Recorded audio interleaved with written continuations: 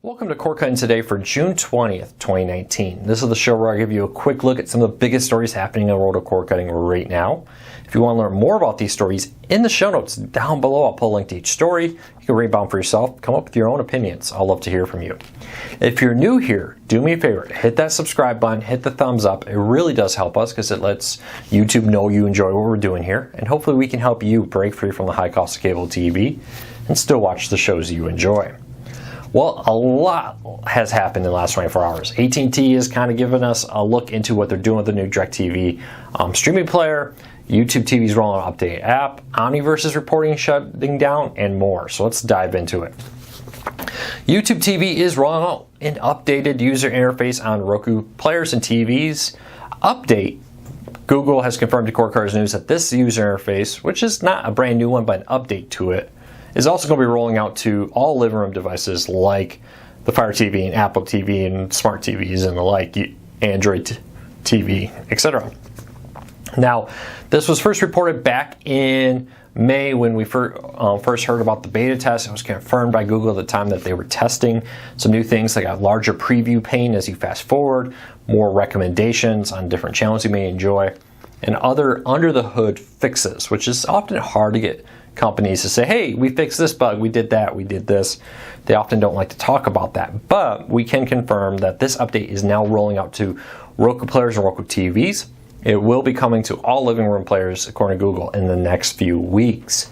So it's a pretty cool feature. I have heard some positive things that not only does it add the ability to make fast forward rewind easier by being able to better see where you're landing in the fast forward rewind, but it seems to do some under the hood fixes to make the service work better. Now, I have not heard of it in the Xbox yet. It was being tested in the Xbox back in May, but at the time of this posting, I have not, or recording I should say, I have not heard of it live on Xbox. Have you seen this new user interface on anything other than Roku? Leave us a comment, let me know.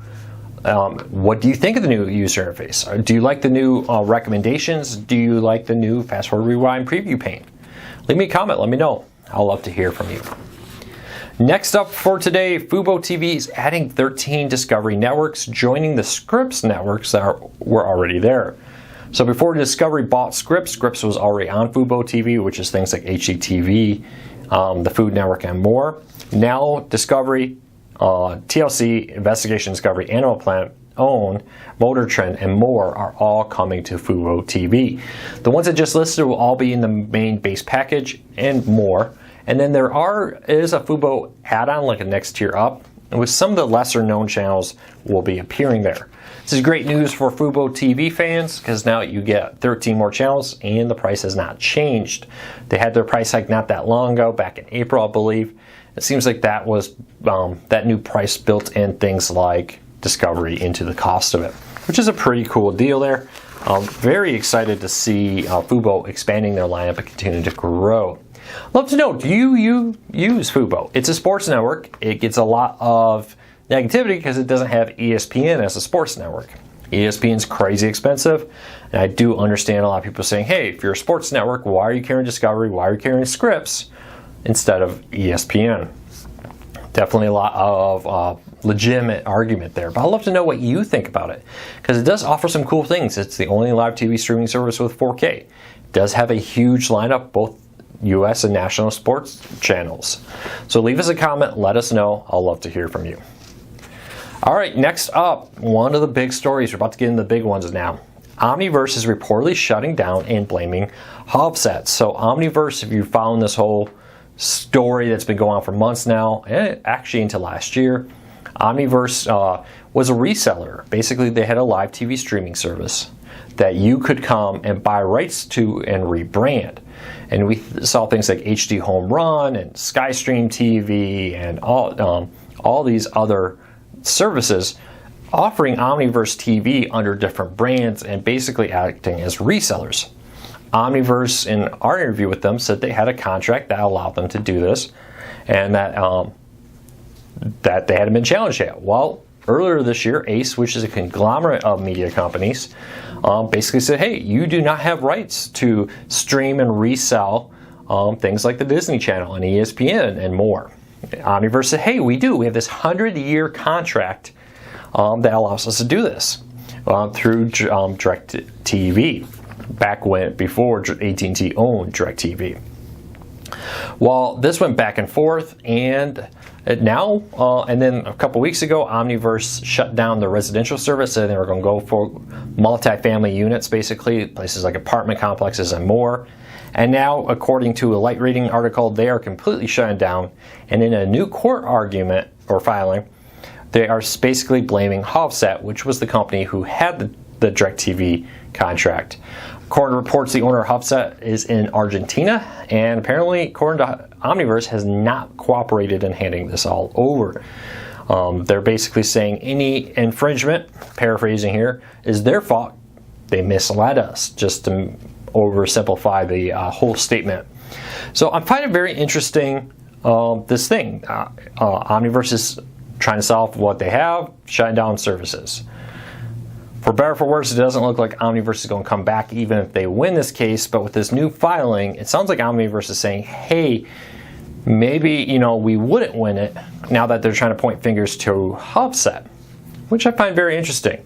Now, Omniverse and Ace's lawsuit is not over. Omniverse is pushing for a discovery to end later, they're pushing for the trial not to begin until August of 2020. Ace wants things moved up. They want the discovery and all that to be moved up, allowing them to go out there and get this case moving forward. They want to get this done with, from the sounds of it. I don't know. This is a very interesting thing. HD Home Run and all these companies have since shut down. I think HD Home Run was one of the first ones to say, hey, we're shutting down our premium TV. They didn't say why, but they just kind of said, hey, we're just walking away from this. Other companies hung in there until the last minute, and they've now shut down. So we'll have to keep a close eye on this. This is not done. Just because Omniverse is ceasing operations, it does not allow them to just walk away from this. It will be interesting to see what happens here going forward with Omniverse. Do they go bankruptcy? Are they gonna try to go after Hobset? If Hobset's owner is in Argentina, do they have any options here? Do they have any recourse? We'll see. But what we did learn is that contract is just not there anymore. It's like the contract is basically been confirmed to not be in existence at this moment, at least not in their hands, is what I mean. Is there a contract? Very likely there may be a contract. There is some history that Hobset and DIRECTV had going back to the 90s. What that contract says is the question, and no one knows. So we'll see. The downside to this is, would have been great if Omniverse was successful because their prices were really low. A lot of people in the industry have argued that they were selling it below cost. So what the wholesale rates of these channels were, Omniverse was selling below. I haven't seen that. This all comes from people who says, they know what these rates are, which are not necessarily public. But that was one of the long-standing concerns of Omniverse. And then when the lawsuit happened, this contract came out, people want to see it. So I'd love to know what you think of this Omniverse case. What do you think? Do you think that this Hobset contract may appear? If it appears, it may get Omniverse off the hook. Omniverse may still have a legitimate, hey, we had good faith, they showed us this, it turns out they were misleading us, which could get Omniverse, hey, they lied to us argument. We'll wait and see. This is kind of one of those things, it sounds like both sides are still pretty much aiming for a court trial. The Light Reading article basically said at this time, both sides believe that basically arbitration is not going to happen, that they want the court to decide this. That could change though. That is always up to change, so we'll wait and see. Let me know, did you use Omniverse service like SkyStream TV, HD Home Run, all these other Tiki Live? Let me know what you think of it. All right, next story up of the day. PlayStation Vue has just 10 more days to strike a deal with AMC, Discovery, NBC, and Turner. Core Cars News reached out to Sony recently for comment about the current status of these channels. Sony did not reply.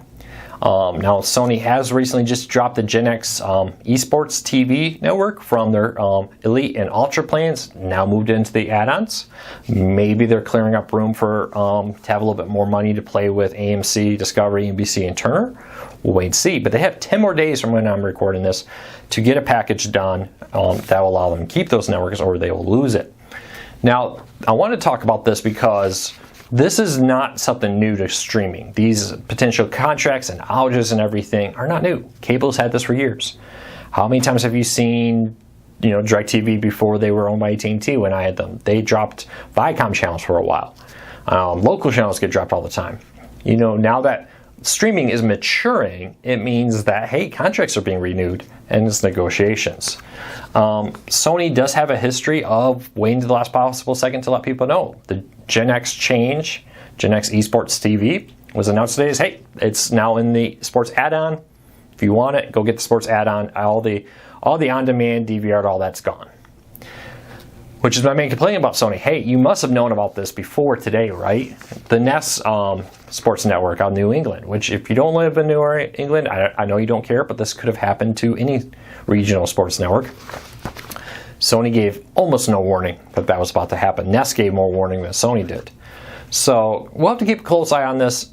Sony has not replied to our request for comment about the contracts. Have you renewed any of them? They did update the page today promoting that the Gen X, I hope I'm saying that right, esports network or TV network was being moved, but they left the fact that the networks like Discovery, Turner, and more are all still listed as expiring this month. So I'll let you know as soon as I hear more, but at this moment, Sony's not talking, and that makes me a little bit worried. All right, first, would you drop PlayStation View if they lose those networks? What's the one network you must have them renew for you to stay as a PlayStation View subscriber? Leave me a comment, let me know. All right, last story of the day. AT&T confirms DIRECTV Now as a streaming player is nothing but a beta test for the new DIRECTV Thin client. Now, if you've been following the AT&T DIRECTV news we've been covering, DIRECTV is coming on the streaming service that'll be just called DIRECTV. It's a thin version of DIRECTV streaming, just like DIRECTV Now, but called DIRECTV. What's the difference? Some people pointing to the DIRECTV will probably have a contract maybe. We'll have to wait and see. AT&T's CEO of Communications has also said that DIRECTV Now will be eventually merging into the new Warner Media streaming service, much like Hulu. We have a cheaper on-demand version, and then you can get a higher package with live TV if you so choose. For about a year now, I want to say, for a good amount of time, AT&T has been beta testing a new DIRECTV streaming player. This is very much like a cable box with very much of a cable-esque experience, running Android TV, boots right into DIRECTV, and allows you to use your DIRECTV account like a cable box. Well, AT&T's president of mobility and entertainment, David Christopher, I hope I said that right, it said that, hey, we've been beta testing it. That box is for the new DIRECTV Thin client. We'll have to keep a close eye on this. It's very interesting to me to see them.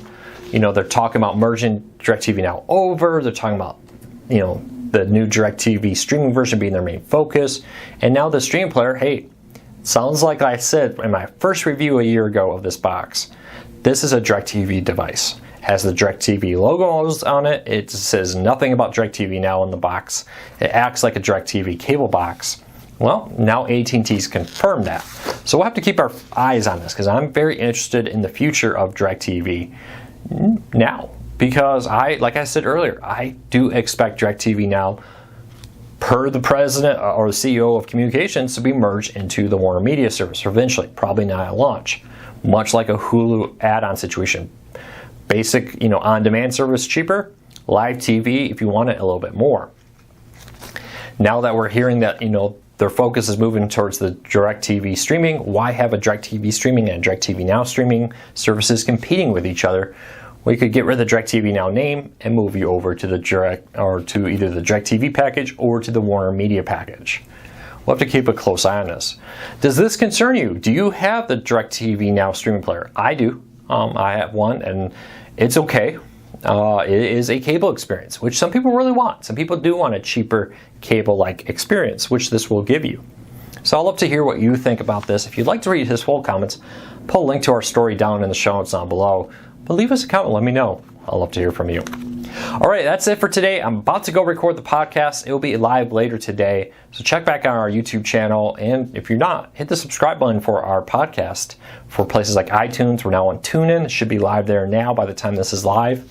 and many other podcasting apps out there. We're coming to even more soon. So let us know what you think of the podcast. Let us know what you think of the show. We appreciate your support. We'll see you tomorrow right here for our Cord Cutting Today recap on Friday.